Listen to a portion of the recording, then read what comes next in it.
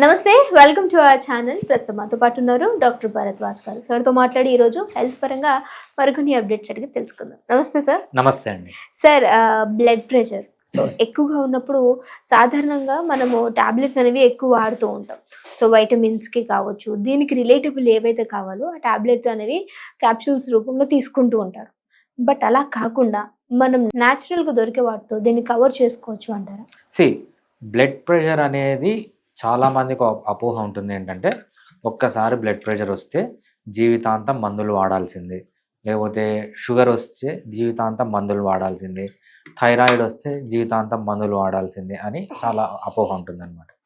మనకి ఏదన్నా ప్రపంచంలో ఒక డిసీజ్ ఉంది, మందులే లేకుండా జస్ట్ మన లైఫ్ స్టైల్ చేంజ్ చేసుకొని దాన్ని కంప్లీట్గా క్యూర్ చేసుకోవచ్చు అనే డిజీజెస్లో బీపీ కానీ బీపీ కానీ షుగర్ కానీ చాలా ఇంపార్టెంట్ డిజీజెస్ అండి. లైఫ్ స్టైల్లో కొన్ని చేంజెస్ చేసుకుంటే 100లో 99 మంది పేషెంట్స్కి, అంటే మేబీ 99 కాదు 95 మంది పేషెంట్స్కి అసలు మెడిసిన్ లేకుండానే బీపీ అనేది తగ్గిపోతుంది.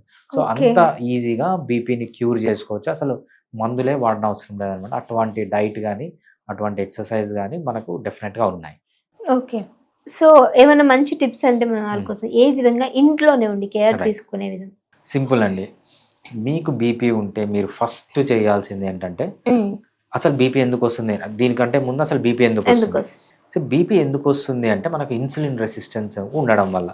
సో ఇన్సులిన్ రెసిస్టెన్స్ అంటే ఏంటంటే, మీరు ఎప్పుడైతే ఎక్కువ కార్బోహైడ్రేట్ తింటారో, కార్బోహైడ్రేట్ అంటే తేనె కానీ బెల్లం కానీ చక్కెర కానీ పిండి పదార్థం, రైస్, వీట్, మేజ్, జావర్, బాగా, రాగి, జొన్నలు, సద్దలు, కూరలు, ఏవైతే సీరియల్స్ అండ్ మిల్లెట్స్ అంటామో ఇవి ఎక్కువ తీసుకోవడం వల్ల, అదేవిధంగా ఫ్రూట్స్, తీయని ఫ్రూట్స్ ఎక్కువ తీసుకోవడం వల్లనే ఇన్సులిన్ రెసిస్టెన్స్ వస్తుంది. ఈ ఇన్సులిన్ రెసిస్టెన్స్ వచ్చినప్పుడు మనకు మెటబాలిక్ సిండ్రోమ్ అని వస్తుంది. ఈ మెటబాలిక్ సిండ్రోమ్లో పార్ట్స్ ఇవన్నీ అనమాట.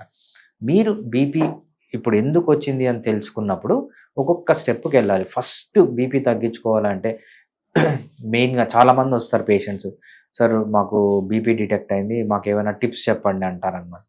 ఫస్ట్ వీళ్ళు చేయాల్సింది డైట్లో చేంజ్ చేయాలి. డైట్లో ఏం చేంజ్ చేయాలంటే తేనె కానీ బెల్లము కానీ చక్కెర కానీ అన్ని రూపాల్లో, అది మంచి తేనె కావచ్చు లేకపోతే కల్తీ తేనె కావచ్చు, రెండిట్లో సుక్రోజే ఉంటుంది, లేకపోతే చక్కెర, బ్రౌన్ షుగర్ కానీ వైట్ షుగర్ కానీ, రైట్, ఈ రెండు మానేయాలి. ఈ షుగర్తో చేసిన వస్తువులన్నీ, అదేవిధంగా బెల్లము, అది నల్ల బెల్లం కానీ తెల్ల బెల్లం కానీ రెండూ షుగరే.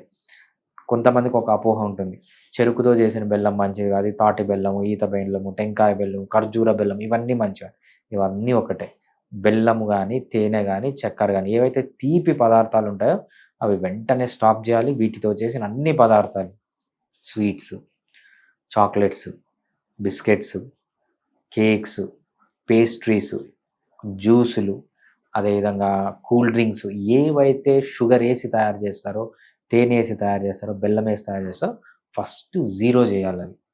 నెక్స్ట్ చేయాల్సింది ఏంటంటే ప్రాసెస్డ్ ఫుడ్. ప్రాసెస్డ్ ఫుడ్ అంటే ఏంటి, మనకు పిండి పదార్థాలు, లేకపోతే మనకు ప్యాకెట్స్లో వస్తాయి చూసారా ఫుడ్, బింగో అని చెప్పి, కుర్కురే అని చెప్పి చిన్నపిల్లలకి ఇస్తుంటారు. ప్యాకెట్స్లో నుంచి వచ్చే ఫుడ్ ఏదైతే మనము పిండి పదార్థం అంటామో, సీరియల్స్ అంటాం, బియ్యం కానీ జొన్నలు కానీ రాగులు కానీ సద్దలు కానీ ఏవైతే పిండి పదార్థం నుంచి వస్తాయో అది కంప్లీట్గా స్టాప్ చేయాలి బీపీ తగ్గేంత వరకు. బీపీ తగ్గిన తర్వాత అప్పుడప్పుడు తీసుకోవచ్చు. దీంతో పాటు మానేయాల్సింది ఏంటంటే, ఎస్పెషల్లీ తీయ ఉన్న ఫ్రూట్స్, ఏవైతే మామిడి పండు, ఏవైతే ఫ్రూట్స్ తీయగా ఉంటాయో, షుగర్ ఎక్కువ ఉంటుందో ఆ ఫ్రూట్స్ కూడా మానేయాలన్నమాట. ఇది ఫస్ట్ చేయాల్సింది. దీంతో పాటు ఇంకా ఇంపార్టెంట్ తీసుకోకూడదు ఏంటి అంటే seed oils, sunflower oil, safflower oil, ఏదైతే విత్తనాలతో తయారు చేస్తారో ఆయిల్స్ మానేయాలి. ఆయిల్స్లో ఏముంటుందంటే omega-6 ఫ్యాటీ యాసిడ్స్ ఉంటాయి. ఈ omega-6 ఫ్యాటీ యాసిడ్స్ అనేవి హైలీ ఇన్ఫ్లమేటరీ. అవి బీపీని కానీ షుగర్ని కానీ థైరాయిడ్ని కానీ పెంచుతాయి, మీరు క్విక్గా ఏజ్ అయిపోయేటట్లు చేస్తాయి అన్నమాట. అవి స్టాప్ చేయాలి. తీసుకోవాల్సింది ఏంటి అంటే బాగా ఆకుకూరలు ఎన్నైనా తీసుకోవచ్చు, కాయగూరలు, నట్స్, పల్సెస్ అంటే మొలకలు, నాన్ వెజిటేరియన్ ఫుడ్, ఎవరికి ఏ నాన్ వెజ్ దొరికినా అది తీసుకోవచ్చు.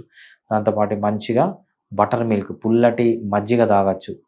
ఇవన్నీ బాగా తీసుకోవాలన్నమాట. ఇంతకంటే వీళ్ళు మంచిగా తీసుకోవాల్సింది ఏంటంటే ఫిష్ నుంచి వచ్చే ఆయిల్ అనమాట. ఫిష్ ఆయిల్ అంటాం చూసారా, ఒమేగా అవును sir, 3 fatty. Fish oils capsules కూడా దొరుకుతున్నాయి. Yeah. ఇవి వాడొచ్చు అంటారా? చాలా మంచిది, ఎవ్రీడే వాడాలి. సో మా పాపకి ఇప్పుడు 10 ఇయర్స్. సో రెగ్యులర్గా ఇస్తాను అనమాట, ఎవ్రీడే ఒక ఫిష్ క్యాప్సూల్ తీసుకుంటుంది. ఎందుకు అంటే మనం ఫిష్ తినట్లేదు కదా, సో మనము ఫిష్ తిన్నా కూడా న్యాచురల్ ఫిష్ తినట్లేదు, వాడు కూడా ఆర్టిఫిషియల్ ఫీడ్ వేసిన ఫిషే మనకు వస్తుంది. సో న్యాచురల్ ఫిష్ తినాలి, లేకుంటే ఈ ఒమేగా 3 ఫ్యాటీ యాసిడ్స్ అనేవి బాగా తీసుకోవాలి. ఇవన్నీ డైట్ అనమాట, డైట్ అనేది మేజర్. దీంతోపాటు నెక్స్ట్ ఏంటంటే నిద్ర. పర్ డే విమెన్ కానీ మెన్ కానీ అయితే 7 to 9 అవర్స్ నిద్రపోవాలి. చిన్న పిల్లలు కానీ ముసలి వాళ్ళు కానీ అయితే వాళ్ళని ఎంతసేపు పడుకోవాలనిపిస్తే అంతసేపు పడుకోవడానికి వదలాలన్నమాట. నెక్స్ట్ ఎక్సర్సైజెస్, అన్ని రకాల ఎక్సర్సైజెస్ చేయొచ్చు. మనకు 9 టైప్ ఆఫ్ ఎక్సర్సైజెస్ ఉన్నాయి. ఆ 9 టైప్ ఆఫ్ ఎక్సర్సైజెస్ ఎప్పుడు మిక్స్ అండ్ మ్యాచ్ చేస్తూ ఉండాలి. లైఫ్లో స్ట్రెస్ ఉంటే తగ్గించుకోవాలి. ఆల్కహాల్, స్మోకింగ్, పాన్ వీడియోలు చూడడం, వీడియో గేమ్స్ ఆడడం, ఏమైనా అడిక్షన్స్ ఉంటే ఈ అడిక్షన్స్ నుంచి బయటకు వస్తే బీపీ అనేది చాలా క్విక్గా, మేబీ వితిన్ 1.5 months to 2 monthsలో నార్మల్కి బీపీ వచ్చేస్తుంది. ఓకే, చేసుకోవచ్చు నార్మల్గా BP. Okay, thank you so much sir. Thanks అండి.